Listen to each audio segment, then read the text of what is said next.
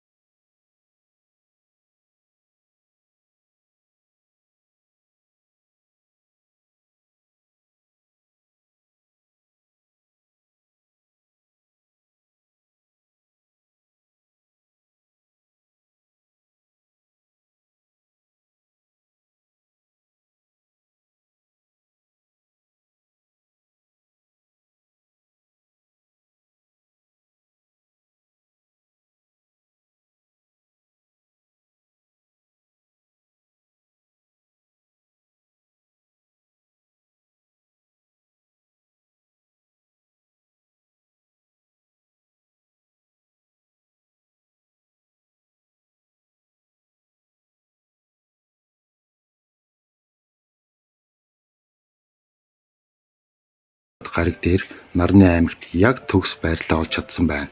Тус гаригийн хүчрэг соронзон орн дэлхийдээ мөргөлдөж болох аврах солироодыг өөртөө татаж авдаг учраас өдний хүртэл дэлхий дээр хэдэн жижиг хэтэрхийнээс өөр зүйл ундаггүй ажээ. За манайхаа таалагдсан бол лайк, сабан дараарай.